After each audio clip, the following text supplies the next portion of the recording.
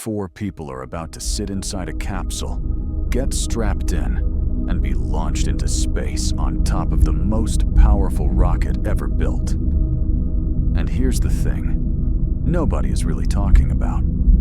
Some experts believe there is a real chance they don't come back. Not because of aliens, not because of some freak accident nobody saw coming, but because NASA already knows about a problem and decided to launch anyway.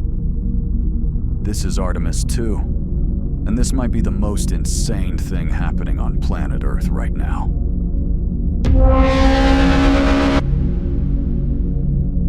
Let's go back to 2022. NASA launches Artemis 1. No crew, just a test flight. The mission goes well. The rocket works. Everyone celebrates. But when they pull the capsule out of the ocean and start inspecting it, engineers notice something weird on the heat shield. Chunks of it had burned away differently than expected. Pieces that weren't supposed to come off came off. Now, normally when you find something like that, you ground everything until you fully understand what happened. That's just basic logic, right? But NASA has a schedule. NASA has pressure from Congress, from the government, from the entire world watching. So they investigated. They said it was acceptable, and they kept moving forward. One analyst who looked at the data said the risk of heat shield failure on Artemis 2 sits somewhere between 1 in 5 and 1 in 50. Let that sink in for a second. 1 in 5. That means if you ran this mission 5 times, statistically one of those crews doesn't make it home. Would you get in that capsule? And these aren't just astronauts on paper. These are real people with families. Reed Wiseman, the commander, a Navy test pilot who has already been to space once and knew exactly what he was signing up for when he said yes again.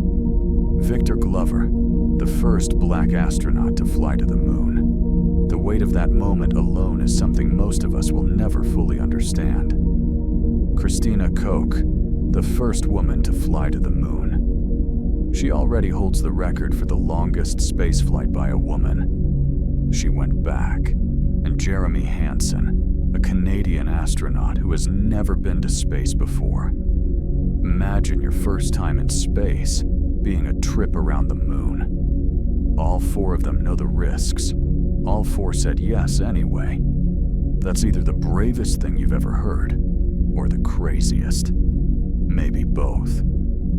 So what actually happens during this mission? They launch, they enter orbit around Earth, and then the rocket fires again, and they start heading toward the moon. The whole trip takes about 10 days, and for most of that time, everything is fine. Beautiful views, floating around. Probably the most incredible experience a human being can have. But then comes the moment that genuinely gives me chills. When Artemis 2 swings around the far side of the moon, all communication with Earth cuts off completely. No radio, no signal, nothing. Mission control goes silent.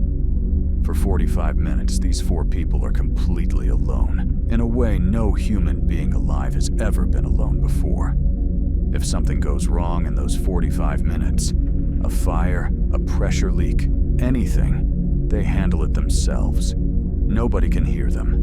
Nobody can help them.